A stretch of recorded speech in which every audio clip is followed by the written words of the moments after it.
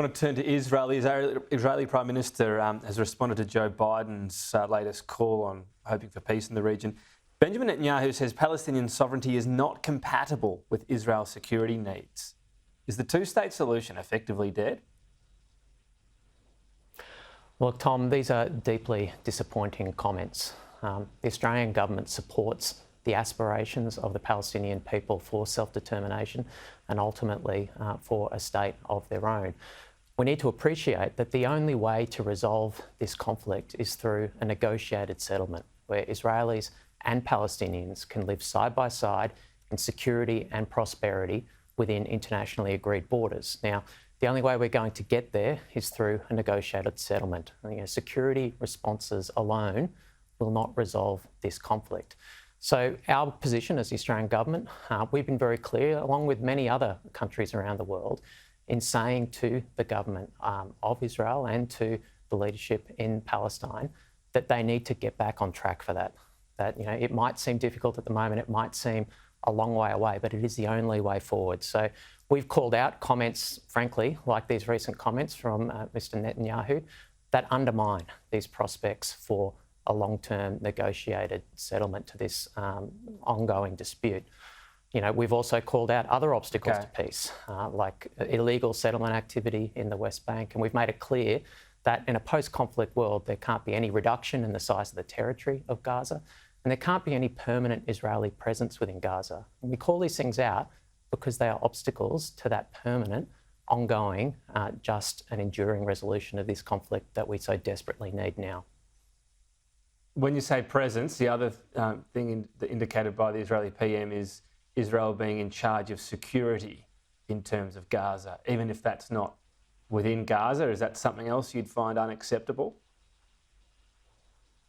Well, we've been very clear on this, as has the United States government, that there can't be an ongoing presence from Israel in Gaza post-conflict. The status quo before October 7 was serving no one. We need to get to an enduring settlement between the parties where Israelis and Palestinians can live side by side in peace and prosperity. The only way we'll get there is through a negotiated settlement. That's why recent trips to the Middle East by myself and by the Foreign Minister Penny Wong, this is the message that we were delivering to partners and to governments of influence in that region to impress upon both the Israeli government and the Palestinian leadership. Australia is not a decisive voice in this. We're a respected voice, and we use our voice to advocate for that long-term solution to this conflict. The Australian government has said from the outset that Israel has a right to defend itself, but it also mattered how that was carried out, if you like. It needed to be proportionate. Has Israel gone beyond what is proportionate, in your view?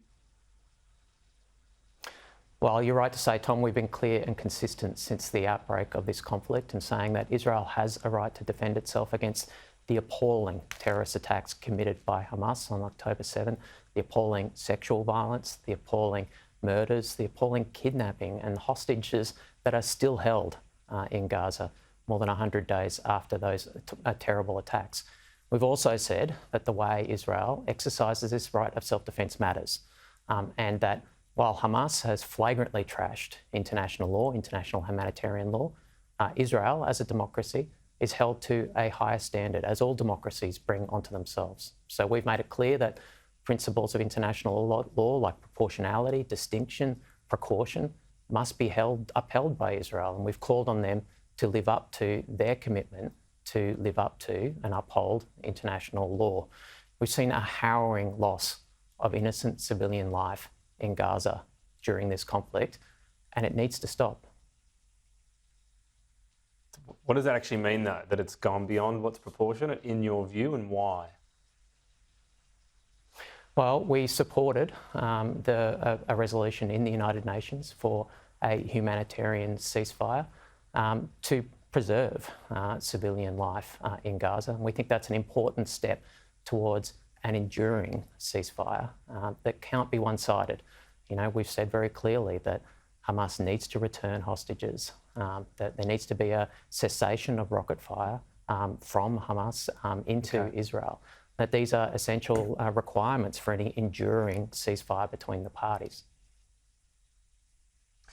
Just want to get you quickly as well. You'll be here in Canberra soon, half your luck. Nice time of the year in Canberra. But why is this a good use of taxpayer money for Labor MPs to be flying here? You'll be here in a couple of weeks anyway. What's going to be sorted out at this special meeting of caucus that couldn't have been done in a couple of weeks? Tom, I know that the news cycles can sometimes be slow over the summer break and that desperate oppositions can get up pretty weak yarns at this time of the year. But really, like, members of the government turning up for work is now a news story. I mean, most Australians are back at work. I'm sure they expect their representatives to be back at work. But there's no parliament on. You know, this caucus meeting enables members of parliament within the government to come to Canberra to represent their communities, to argue for the cost of living relief that we know we need, and to argue for the continuation of the the targeted, responsible cost of living relief that doesn't further fuel inflation. I'm looking forward to going to Canberra. I know that the whole ministry is already up in Canberra for cabinet meetings. Many MPs are already up there. So really, like, politicians turning up to work to identify solutions for the Australian public for the cost of living crisis, it shouldn't be a news story. Now, this is reflective, and frankly, of Peter Dutton's obsession with fights over fixes. You know, he's not interested in fixes, in solutions to deal with the problems facing the Australian people. All he wants is a fight. You know, I'm keen to get to Canberra to work with members of the government, to work with the Prime Minister to deliver more of that targeted cost of living relief that Australians want their politicians and their elected representatives to deliver. Sounds like it'll all big announcements coming. We'll look forward to them on Thursday. Tim Watts, thank you.